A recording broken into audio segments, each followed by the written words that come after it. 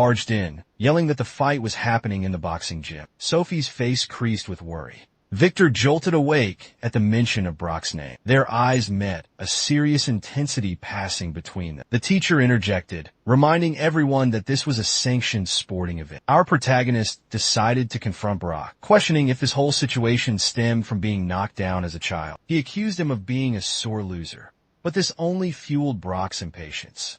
Brock clarified that it was his sole defeat, and questioned if that alone justified his actions. The instructor struck the gong, and with that resounding clang, the fight commenced. Brock lunged for Seth's face, who evaded the attack but noticed a subtle detail in the motion. Seizing the opportunity, Seth grabbed Brock's arm, his counterstrike already in motion.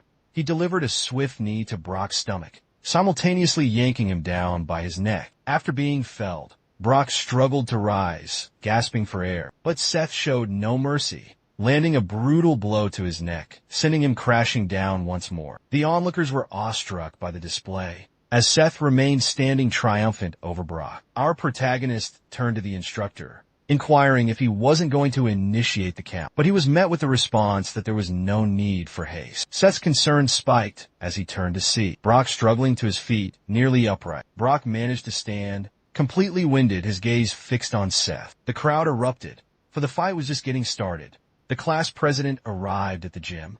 As Seth eyed his opponent, the behemoth charged at Seth, prompting Seth to think, should have stayed down. With a swift maneuver, Seth dodged Brock's attack and seized his head. He yanked him back, then hurled him to the ground with all his might. Seth loomed over him. "Do I look weak to you?" he asked, readying a punch aimed squarely at Brock's face. Brock barely had time to register what was coming before. Seth's fist collided with his face. Everyone was stunned. Seth continued the assault, until the teacher finally bellowed for the fight to stop. After Seth's flurry of punches ceases, the area is awash in crimson. The protagonist reiterates his question. Does he still appear feeble? At Sunshine Hospital, Brock receives treatment, completely bandaged and recuperating from the brawl. Abruptly, he awakens to find his gym teacher observing him from his bedside. The teacher inquires if he's conscious, and informs him that the diagnosis requires 2 months of rest. It's explained that while his nose was successfully mended, he sustained a fractured skull and a broken rib. He also cautions Brock that he informed his team that he was injured during practice. Once Brock is more composed, the teacher chides him for instigating such chaos. Over a childish squabble, Brock dismisses this concern, claiming he's discovered something far more captivating than wrestling. Back at school, tension fills the classroom as Seth enters. His imposing presence amplifies the boy's anxiety. Rising from his seat, he scanned the hallway, noting the fear etched on everyone's face. Apprehensive about his next move, he entered the bathroom. Inside, a cluster of boys were huddled, discussing the recent events. One explained that the commotion stemmed from the new kid's victory over Brock and his companion.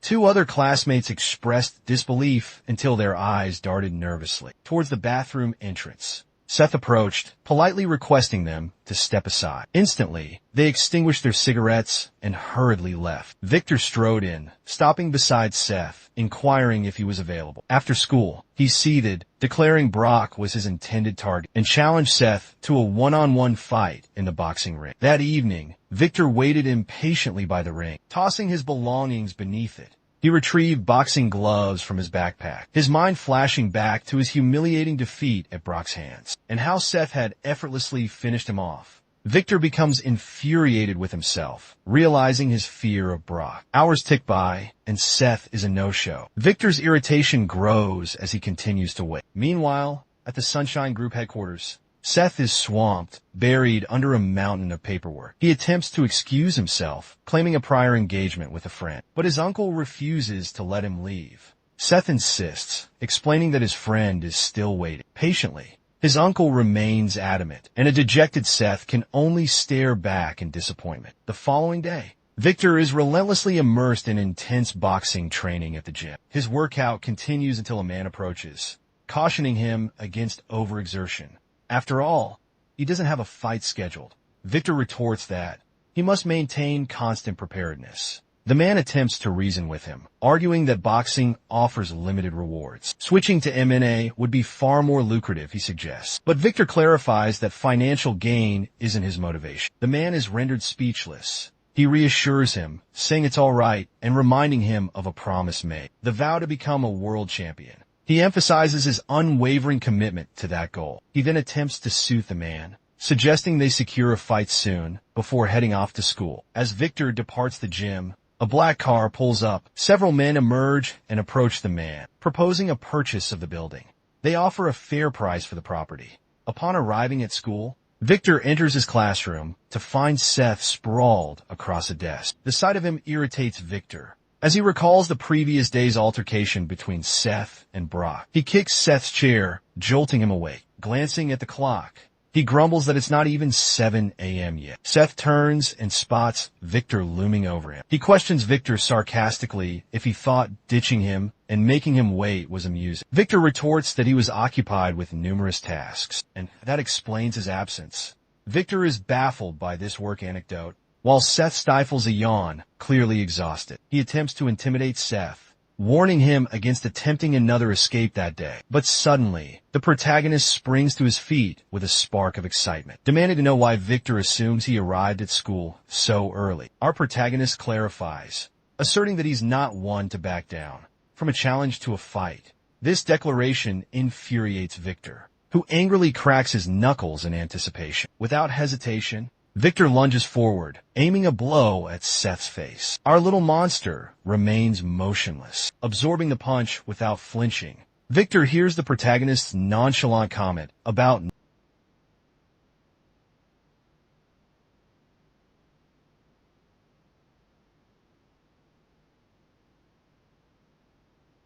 Hoy hay tanta gente que se le va el dinero en brujerías y en hechicerías y en cosas de ese tipo y creen más en eso que en el poder de Jesús. Entonces esta escena no hay ninguna cara, todos son back in the classroom. It was a forceful takeover of the gym. However, the man countered that their goal was to purchase the coach's gym. Steph sought his uncle's guidance on how to proceed. He, in turn, deferred to the protagonist's desired course of action. Back at school, the teacher announced Victor's absence. She inquired if anyone knew his whereabouts. Suspicions arose that Seth had harmed him. The previous day, Sophie glanced back nervously. The teacher dismissed Victor's absence and commenced the lesson regardless. Hours elapsed, and Victor remained missing from class. Without warning, Victor appeared in the doorway and approached Seth, engaging him in a hushed conversation. The two exited, leaving a deeply concerned Sophie behind. Outside, beside the school building, Victor confronted Seth, holding an envelope. He presented it to Seth, demanding an explanation of its contents. Victor revealed he'd received it the previous day. He stated that his and his father's debt had been repaid, with interest added. A bewildered Seth questioned his meaning. Frustrated, Victor pointedly asked if Seth was responsible. Seth calmly countered, inquiring what the issue would be if he were. Taken aback by the response, Victor ordered Seth to stay out of his family's affairs. Seth challenged him, asking if this was how he protected his pride. The remark further infuriated Victor, prompting him to grab Seth's collar. Unfazed, Seth told him to return the money if he didn't want the assistance. Victor explained that the debt collectors had vanished and demanded to know what Seth had done to them. Breaking free, Seth advised Victor to concentrate on his boxing training. He further invoked the pledge Victor made to his father to achieve world championship status. Victor recoiled, realizing Seth's awareness of this promise. Seth issued a challenge, asserting he could demand a fight at any moment. As Seth departed, Victor could only observe his retreat, the encounter leaving him visibly unsettled back in the classroom. Sophie gazed at the doorway, anticipating her sweetheart's return. His arrival, however, startled her. "What were you doing?" he inquired. She hastily fabricated an excuse, claiming she suspected he'd gone off to fight again. Seth playfully teased, "Were you worried about me?" Blushing, she launched into a class representative-like speech, declaring her sense of responsibility for them. With that, Seth announced his willingness to fight the boys from their class. Observing that she hadn't changed a bit, Sophie expressed confusion. He clarified, explaining her enduring kindness and unwavering concern for everyone.